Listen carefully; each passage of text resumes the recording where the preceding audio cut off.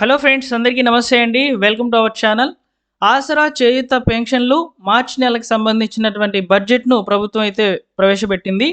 So ఈ యొక్క బడ్జెట్లో 2016 రూపాయలు పొందుతున్నటువంటి పెన్షన్ లబ్ధిదారులు, 4016 రూపాయలు పొందుతున్నటువంటి పెన్షన్ లబ్ధిదారులు బట్వాడా చేయబడినటువంటి పోస్టల్ శాఖ దగ్గర మీరు పెన్షన్ అమౌంట్ అనేది తీసుకోమని చెప్పి చెప్తుందన్నమాట ప్రభుత్వము. సో దీనికి సంబంధించి పత్రికా ప్రకటనలు కూడా విడుదల చేస్తున్నాయి, జిల్లా నుంచి అయితే వస్తున్నాయన్నమాట. సో అయితే ఇక్కడ మనకు మరొక సమాచారం ఏంటంటే, ఆసరా చేయూత పెన్షన్లు అనేటివి ఇక మీదట మరో కొత్త విధానంలో పంపిణీ చేయాలని అధికారులకు శిక్షణ కూడా ఇస్తుందన్నమాట ప్రభుత్వము. సో దానికి సంబంధించినటువంటి వివరాలు కూడా ఈ వీడియోలో అయితే ఉంటాయి. వీడియోని పూర్తిగా చూడండి ఫ్రెండ్స్. మీకు ఇన్ఫర్మేషన్ కనుక నచ్చినట్లయితే తప్పకుండా లైక్ చేసి మీ మిత్రులకు షేర్ చేయండి. మీరు పెన్షన్ అనేది ఏ విధంగా పొందుతున్నారు, మీ బ్యాంకు ఖాతాలకు పెన్షన్ అమౌంట్ పడిందా లేదా ఒకసారి కామెంట్ సెక్షన్లో తెలియచేయండి. ఇక లేట్ చేయకుండా డైరెక్ట్గా టాపిక్లో కనుక వచ్చినట్లయితే, ఆసరా చేయూత పెన్షన్లు మార్చి నెలకు సంబంధించినటువంటి బడ్జెట్ని అయితే ప్రభుత్వం అయితే ప్రవేశపెట్టిందనమాట.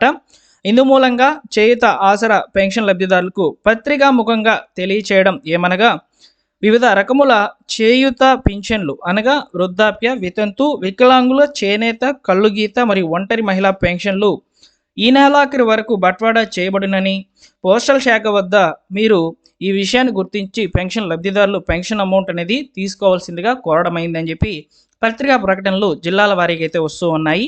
పింఛన్దారులు ప్రభుత్వం వారు ప్రవేశపెట్టినటువంటి ముఖ గుర్తింపు సాఫ్ట్వేర్ ద్వారా పెన్షన్ పొందవలసి అయితే ఉంటుంది. పెన్షన్ మొత్తమును నేరుగా సంబంధిత పోస్టల్ శాఖ వారి నుంచి అయితే తీసుకోవాలి, మధ్య దళారీలను నమ్మవద్దని, పెన్షన్ మొత్తం పొందుటకు ఎటువంటి సొమ్ము చెల్లించాల్సిన అవసరం లేదని, మీరు ఖచ్చితంగా 16 రూపాయలతో సహా తీసుకోవాల్సిందిగా అయితే ప్రభుత్వం అయితే చెప్తుందన్నమాట. ఈ నెలాఖరు వరకు అయితే ఈ యొక్క పోస్టల్ శాఖ వద్ద పెన్షన్లు ఎవరైతే తీసుకుంటున్నారో వారైతే పెన్షన్ నేటి నుంచి అయితే తీసుకోవచ్చు అనమాట.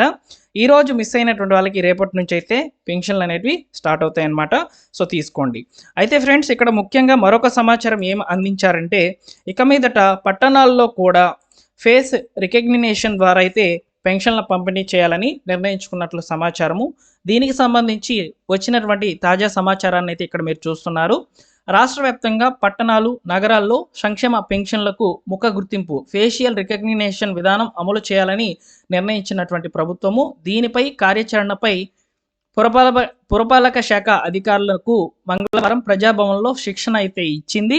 మండల అభివృద్ధి అధికారులు, జిల్లా ప్రాజెక్ట్ మేనేజర్లు, వార్డు అధికారులు ఇందులో పాల్గొన్నారు. పట్టణ ప్రాంతాల పేదరిక నిర్మూలన సంస్థ మెప్మా సిఇఓ దివ్య దేవరాజన్ దీనికి హాజరై మాట్లాడారనమాట. ఇప్పటికే గ్రామీణ ప్రాంతాల్లో ముఖ గుర్తింపుతో పెన్షన్లు ఇస్తున్నామని, పట్టణ ప్రాంతాల్లో త్వరలో ప్రారంభిస్తామని చెప్పి తెలియజేశారు. అనర్హులు, చనిపోయినటువంటి వారి పేర్లను తొలగించి అర్హులకే పెన్షన్లు అందించాలనే ఉద్దేశంతోనే ఈ విధానము తీసుకువస్తున్నామని చెప్పి తెలియజేశారు. శిక్షణ పొందిన వారంతా ఆయా జిల్లాలకు వెళ్ళి అక్కడి సిబ్బందికి శిక్షణ ఇచ్చిన అనంతరము అమలు చేస్తామని చెప్పి చెప్తున్నారనమాట. సో ఇప్పుడు ప్రజెంట్ పట్టణాల్లో కూడా ఈ యొక్క ఫేస్ రికగ్నిషన్ అనేది వచ్చేస్తుంది అనమాట. ఎవరైతే మధ్య దళారీలు ఎవరైతే ఉంటారో ప్రభుత్వ అధికారులు, ఇలా ఎవరైతే పెన్షన్ అమౌంట్ అనేది లబ్ధిదారునికి అందించకుండా మధ్యలో తినేస్తున్నటువంటి వాళ్ళకి ఇక మీదట చెక్కు పెట్టనుంది ప్రభుత్వము. సో అధికారుల ద్వారా అయితే ఫేస్ రికగ్నిషన్ అంటే ముఖ గుర్తింపు అనేది చేసి పెన్షన్ లబ్ధిదారుడు లైవ్లో ఉంటేనే అతనికి పెన్షన్ అనేది ట్రాన్స్ఫర్ అయితే అవుతుంది, ఇవ్వడం అయితే జరుగుతుందని చెప్పి తెలుస్తోంది. అయితే ఇక్కడ వరకు బాగున్నది కదా. కాకపోతే ఇక్కడ బ్యాంకు అకౌంట్లకు చేరుస్తున్నటువంటి పెన్షన్లకు సంబంధించి ఏ విధంగా వెరిఫికేషన్ చేయాలి అనే దాని మీద కూడా ప్రభుత్వము దృష్టి పెడితే బాగుంటుంది. కాబట్టి ఈ విషయం మీద మీరు ఏమని అభిప్రాయపడుతున్నారు ఒకసారి కామెంట్ సెక్షన్లో తెలియచేయండి. కేవలము పోస్టల్ శాఖ ద్వారా తీసుకుంటున్నటువంటి వారికి మాత్రమే ఇక్కడ ఫేస్ రికగ్నిషన్ అనేది పెడుతున్నారు.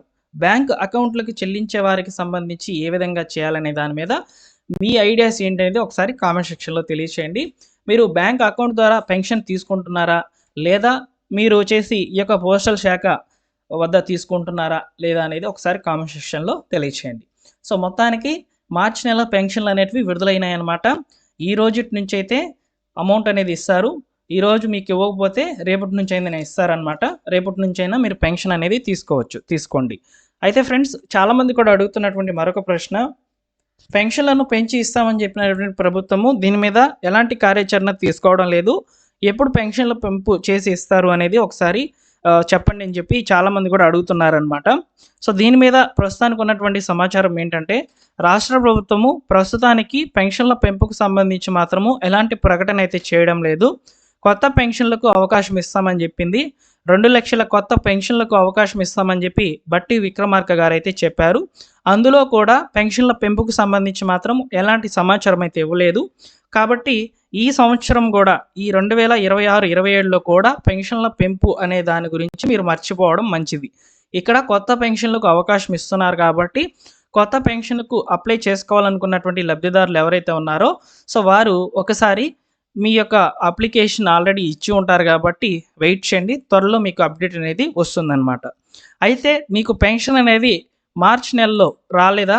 ఒకసారి మీ యొక్క స్టేటస్ అనేది చెక్ చేసుకోండి. ఎలా చెక్ చేసుకోవాలంటే చేయూత పెన్షన్‌లకు సంబంధించినటువంటి వెబ్‌సైట్ అయితే ఉంది.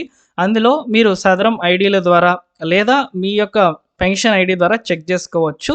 మీ యొక్క డిస్ట్రిక్ట్స్‌ని అయితే సెలెక్ట్ చేసుకోవాల్సి అయితే ఉంటుంది. తర్వాత మీ మండలాలను అయితే సెలెక్ట్ చేసుకొని మీరు ఈ చేయూత పెన్షన్లకు దరఖాస్తులను మీ యొక్క స్టేటస్‌లను చెక్ చేసుకోవచ్చనమాట. సో దీనికి సంబంధించినటువంటి ప్రాసెస్ అంతా కూడా సింపుల్‌గా ఉంటుంది. ఒకసారి చెక్ చేసుకోండి. ఓకేనా? ఈ వీడియో గనక మీకు నచ్చినట్లయితే లైక్ చేసి మీ మిత్రులకి అందరికీ కూడా షేర్ చేయండి. మరొక ఇంపార్టెంట్ టాపిక్‌తో మీ ముందుకైతే వస్తాను. Thank you for watching.